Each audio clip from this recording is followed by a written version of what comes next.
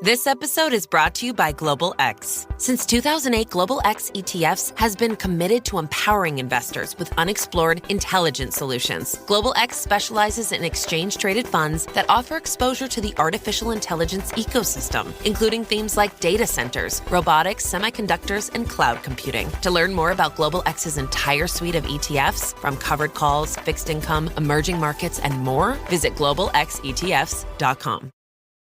Ryan Reynolds here from Mint Mobile. With the price of just about everything going up during inflation, we thought we'd bring our prices down. So to help us, we brought in a reverse auctioneer, which is apparently a thing. Mint Mobile Unlimited Premium Wireless. How to get 30, 30, bit to get 30, bit to get 20, 20, 20, bit to get 20, 20, bit to get 15, 15, 15, 15, just $15 a month? Sold! Give it a try at mintmobile.com/switch. $45 upfront payment equivalent to $15 per month. New customers on first 3-month plan only. Taxes and fees extra. Speed slower above 40 gigabytes. See detail. This is Optimal Finance Daily. Starting to Save for Retirement at 40, Part 2, by William Cowie with GetRichSlowly.org. And I'm your host and personal finance enthusiast, Diana Merriam. Now, today's post is a continuation from yesterday. So if you're new here, I'd recommend listening to yesterday's episode first. But if you're all caught up, let's hear Part 2 and continue optimizing your life. Starting to Save for Retirement at 40, Part 2, by William Cowie with GetRichSlowly.org. Number 3, working harder. There are investments out there which are less passive than, say, index funds, but which, if you learn to do them well, may be more profitable. Probably the most visible example is rental property. Few investments have proven themselves over so much time and in so many countries as the classic home next door which you rent out. As anyone who has ever taken this route will attest, this is not a passive investment by any stretch of the imagination. A friend of mine who succeeded at this very well called it a second job on steroids. To enhance your success, you will have to do renovations and repairs yourself, and you'll have to deal with finding tenants and dealing with the inevitable problems they bring. But in 20 years, you can turn this investment into a self-perpetuating income stream with a built-in hedge against inflation. That's only one example. There are many. I alluded to the Detroit bond issue. If you're willing to spend time to research a specific investment like bonds, you will in time be able to discern opportunities that others who rely on simplistic formulas pass over. The key, once again, is exploring options and setting aside the time it will take to get beyond passive investing. Pulling it together. Unless you are a mega earner, there is no painless way to recover the ground you lost. Chances are you'll end up employing some combination of the strategies outlined so far. Tighten your belt. In order to pull it off, the first thing you'll need to do is some serious belt tightening. In your 40s, you'll be close to your maximum earning potential. If you're not investing for retirement now, simple math says that you're probably spending it all. The same math says that in order to invest, you will have to cut back that spending. If you plan to invest a lot, you will need to cut back a lot. There really is no getting around that. A budget is your first essential step. Slaughtering sacred cows will be next. Club memberships, eating out, travel, shopping, even your nice home. Every one of those things near and dear to your heart will have to go on the chopping block. Things will only get worse if you don't. The second step is getting rid of any consumer debt.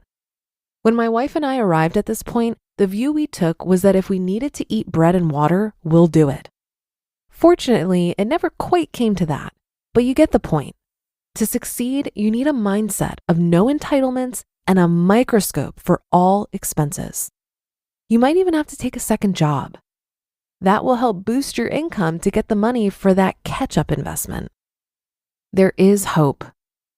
In summary, getting started with retirement planning in your 40s will not be easy, and that's putting it mildly.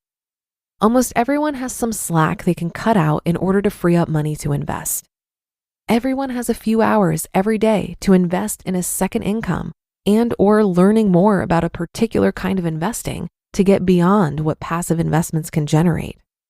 That's the bad news. The good news is that it's not impossible. There is hope. A commenter or two on previous posts have noted that such a heavy emphasis on getting money for a nest egg may be overkill. Money isn't everything. That is true, but money is the emphasis on this blog. And the only time to address the problem of taking care of yourself when Social Security is not enough is now. As I said earlier, although it gets more painful the later you start, it is never too late. Addendum. Life isn't always kind. There are a few listeners who, like me, blasted through the Black-themed birthday party with nothing in place for those final years. Others encountered situations that set them back to zero. Some of those predicaments might have been of their own making, perhaps poor choices, but they could just as easily be due to events being sprung on them through no fault of their own. Lenny, a friend of ours, lost her job last week when the newspaper company she worked at for almost 20 years decided to shut down her division and eliminate all those jobs. They gave her a terrific recommendation, but recommendations don't pay the groceries when you're 75. Another friend buried his wife of a few decades this month, claimed by cancer.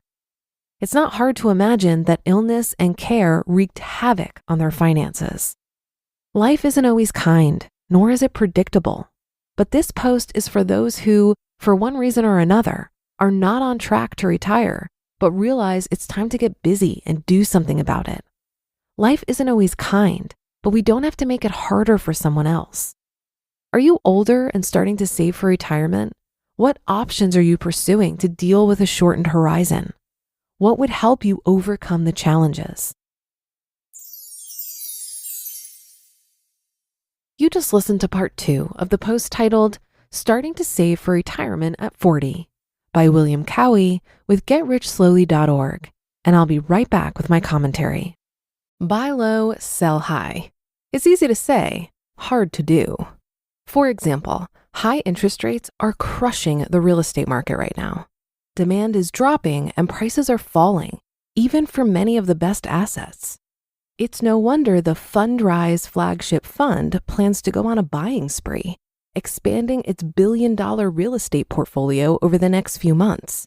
You can add the F.I.R.E flagship fund to your portfolio in just minutes and with as little as $10 by visiting fundrise.com/OFD. That's FUNDRISE.com/OFD. Carefully consider the investment objectives, risks, charges, and expenses of the F.I.R.E flagship fund before investing. This and other information can be found in the fund's prospectus at fundrise.com/flagship.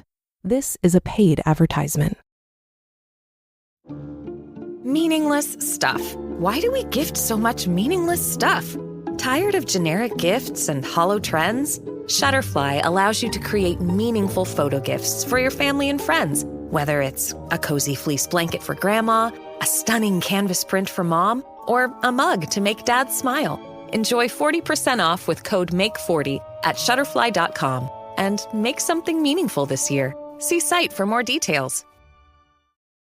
I absolutely agree that real estate is the fastest way to reach financial independence. While it's not a passive investment like index funds, I would describe it as a front-loaded effort type investment. It can become passive over time, but you're essentially starting a business and it requires a bit of upfront work. If you compare an index fund investor to a real estate investor, the index fund investor will need to invest more, but will take on less risk and less work to meet their goal.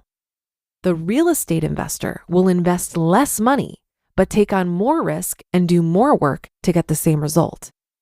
It was easier for me to focus on index fund investing because I had a high income when I was working.